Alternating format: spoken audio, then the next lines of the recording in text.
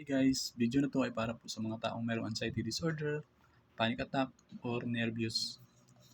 Masasabi mo na anxiety disorder lang yung sakit mo kapag nagawa mo na to lahat.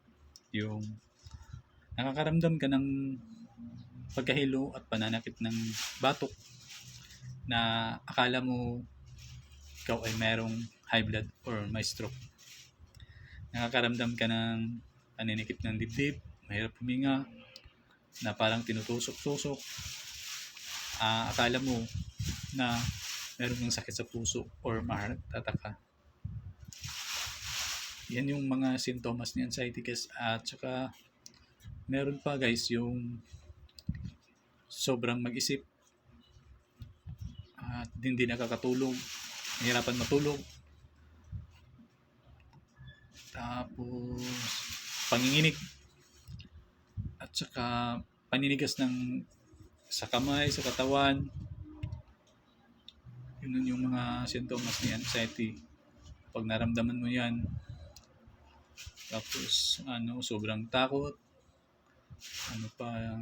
nung akala mo mababaliw ka, feeling mo mababaliw ka, pero hindi yan totoong mababaliw ka. Kasi kung totoong mababaliw ka, ba't meron kang feeling?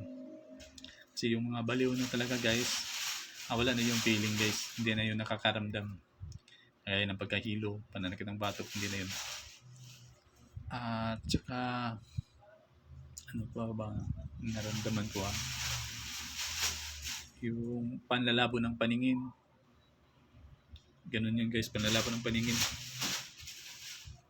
Parang akala mo tuloy na baka may nasisiraan yung mata ko, kailangan ko na kapag makakaramdam ka ng ganyan guys, pumunta ka ng optical, bibigyan ka talaga niya ng salamin sa mata. Kasi ganun talaga yung result niyan. Pero kung kaya mo, kasi dilipas din yan mawawala din yan huwag ka na lang pupunta ng optical. Kasi mawawala din yan. Tapos yung sakit ng ulo, sobrang sakit ng ulo. Napapagod, sakit ng katawan, dito sa likod, buong likod, sakit ng katawan. Yun yung mararamdaman mo, isa yan sa mga sintomas ng anxiety. Yung mga sinasabi kong dito ay yung sintomas ko. Masasabi mong anxiety disorder talaga guys kapag nakakaramdam ka ng mga ganyan. Tapos magpapa-check up ka sa doktor, tapos yung result ng check up mo sa doktor ay normal lahat, wala kang sakit. Tapos hindi ka naniniwala sa doktor, papa-check up ka na naman uli kasi gusto mo na yan sa utak mo na meron ka talagang totoong sakit kahit hindi totoo yung sakit mo. Pumunta ka na naman ng ibang doktor hanggang sa ulit-ulit ka na ng pumunta ng doktor. 3 beses ka na or 5, pero ganun pa rin yung result. Ikaw ay normal, healthy, wala kang sakit. Tapos nagagalit ka sa doktor kasi bakit healthy na meron naman akong nararamdaman. Ganun yung mga ugali ng merong anxiety disorder. Tapos yung kapag yung nararamdaman mo na yan, na sakit na yan, yung mga tulad ng pagkahilo, pananakit ng batok, mahirap huminga, paninikip ng dibdib, yung mga sintomas mo, kapag umaabot na yan ng 5 months to 6 months, masasabi na talaga yan na anxiety disorder na yan. Isa lang yung panic attack or nervous. Dahil doon sa panic attack or nervous mo, nagkaroon ka ng mga pangit na pakiramdam na dulot lang yan ni adrenaline rush ng adrenaline mo. Kaya ka nahihilo, yung sumasakit yung ulo mo, panakit ng batok, mahirap huminga, paninikip ng dibdib. Kaya ka nagkaroon yan dahil yan sa yung panic attack or nervous na di mo kayang pakawalan sa iyong katawan, sa iyong isip. Yung sakit na yan guys, nasa isip lang talaga yan guys. At kung gusto mong mawala yan, gumaling ka dyan, ay alisin mo lang yung takot mo. Alisin mo yung takot mo. Dahil yung takot mo siya yung nagbibigay ng gatong para sa yung anxiety na mas lalo pa siyang lalala. Kapag nakakaramdam ka ng mga sintomas na pangit na yan guys, ay tanggapin mo lang na anxiety disorder lang yan. Ilagay mo sa isip mo na ikaw ay safety at wala ka sa totoong danger. Dahil kung nasa totoong danger ka pa dyan guys, ay hindi ka na aabot ng 6 months. Bakit umabot ka pa ng 6 months at palipat-lipat ka pa ng doktor tapos sabi ng doktor sa iyo normal lahat, healthy ka, normal lahat yung resulta pero ikaw lang yung abnormal. Ganun yun guys. Kaya huwag ka nang matakot yan. Gawin mo dyan kapag nakakaramdam ka ng pangit na pakiramdam, gawin mo mag-relax. Tapos sabihin mo sa sarili mo na I'm healthy. Safety po ako dito. Wala po akong totoong karamdaman na sa aking katawan, yung physical na karamdaman. Dahil sabi ng doktor sa akin, ako ay healthy, normal lahat yung result. Kaya yan yung ilagay mo sa isip mo na ikaw ay healthy at ala ka sa totoong danger. At sabihin mo sa isip mo na anxiety disorder lang to. Ang anxiety disorder guys ay hindi po siya totoong nasa danger ka at hindi po siyang totoong sakit. Physical na sakit, ang sakit lang yan na nasa isip natin. Dahil nasa isip lang natin yan, kaya natin yan gamutin. At ikaw mismo ang makapaggamot niyan. Kung gusto mo yan gamutin na mawala talaga, yung gawin mo, iwasan mo nang mag-isip ng mga negative. Iwasan mo mag-isip ng mga sakit. At hayaan mo na yung nakaraan mo. Pabayaan mo na yun, at saka yung sa hinaharap, huwag mo nang isipin yun. Ang isipin mo ang ngayon. Isipin mo parati na healthy ka, wala kang sakit. Meron ka lang karamdaman na anxiety disorder. At ang anxiety disorder guys ay hindi ka totoong nasa danger. Ganun yung ilagay sa isip mo. Tapos para magkaroon ka ng lakas, ilagay mo yun sa isip mo na malakas ka, malakas yung katawan mo. Samahan mo na rin yung pag-exercise para magkaroon ka ng confidence sa yung katawan at saka sa isip mo. Dahil nasa isip lang sakit natin, mag-exercise ka na. Kailangan mo mag-exercise, walking, jogging, 30 minutes lang.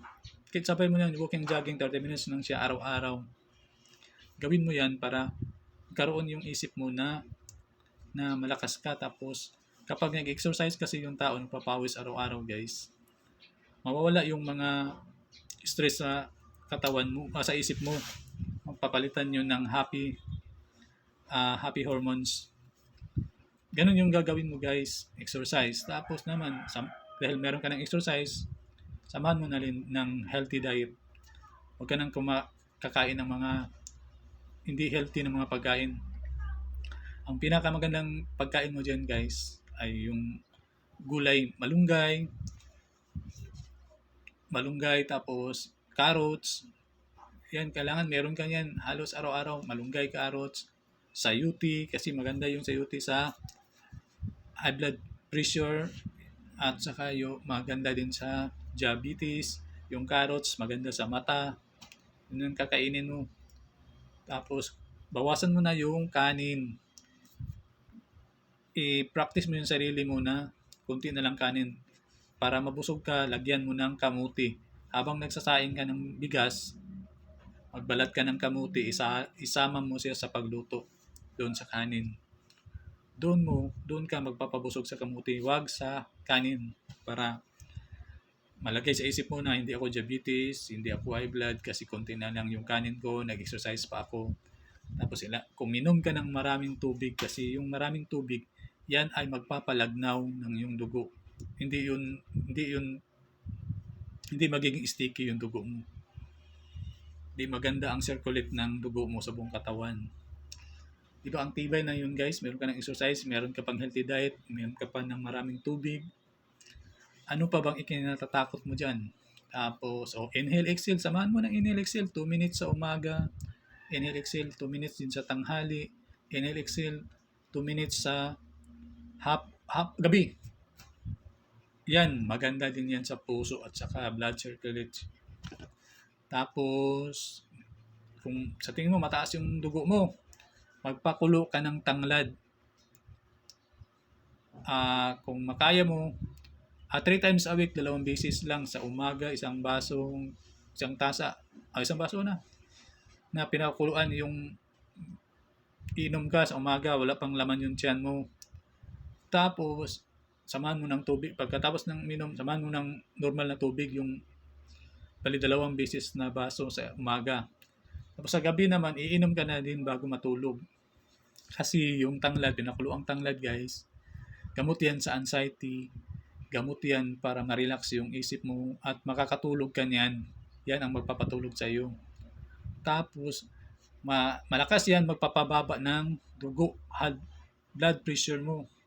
Bababa, kaya lang, kapag nakainom ka na niyan ng isang buwan, tapos BP ka naman isang buwan. Tapos pagtingin mo na medyo mababa na talaga yung dugo mo, nasa 120/80 na, once a week ka na lang iinom. Ganun yung style mo. Kasi malakas kasi makapagpababa ng dugo yung tanglad, pinakuluang tanglad. Parang tsa na lang, tsa ba? Kung nagkakape ka, huwag ka nang magkape. Yun na lang kape mo, yung pinakuluang tanglad. Lagyan mo ng kunting honey kung gusto mo, kunti lang. Huwag lang matamis ha, kunti lang. Tapos ano pang gagawin mo? Minom ng tubig. Yun ang gagawin mo para magkaroon ka ng confidence na di ka na matakot. Kasi ang sikreto talaga sa anxiety disorder, panic attack, para mawala, yung alisin mo lang yung takot mo. Yun talaga. Relax ka lang. Sa tubig sinusumpungin ka, relax ka lang. Tapos, huwag kang matakot. Practice ka. Araw-araw mo i-practice yung takot mo na mawala. Kasi, tapos ilagay mo sa isip mo na anxiety lang to, hindi naman to totoong nasa danger. Si anxiety disorder ay wala ka sa totoong danger dyan. Tapos, ilagay mo yan. Tapos, maraming beses ko na tong sinasalubong. 6 months, 8 months na po akong merong anxiety disorder, panic attack. Pero wala naman nangyayari sa akin. Ibig sabihin nun, walang kakayahan si anxiety disorder para pabagsakin o patumbahin ka dahil hindi siya totoong nasa danger dyan. Safety ka dyan. Yan lang gawin mo. Huwag ka mag-isip ng mga masasamang sakit. Yun ang pinakamagandang gawin mo. Doon sa tanglad 3 times a week, kapag bumaba na, kapag nakainom ka ng 1 month, blood pressure ka na naman sa dugo mo. Pag normal na, once a week na lang, bantayan mo yung dugo mo dyan kasi bababa din yan. Alalay na lang. Ganun ang gagawin mo guys. Sana magawa mo yan para makalaya ka na dyan sa yung anxiety disorder. Ganun yun kasing ginagawa ko na di na matakot. Di na kailangan matakot. Kasi bakit ko nasabi na di na kailangan matakot? Kasi maraming business ka nang sinumpong pero walang nangyari sa yung masama. Ibig sabihin nun, ligtas ka talaga. Wala ka sa totoong danger. Meron ka lang anxiety disorder, sakit na nasa isip, pero hindi sa sakit sa physical. Nasa isip lang. Dulot lang yan ni adrenaline. Yung naramdaman mo na pangit na pakiramdam. Kaya huwag kang matakot yan. Safe ka dyan. Ligtas ka dyan. Hindi yan totoong danger. Yan yung gawin mo guys. Accept mo lang na anxiety disorder lang.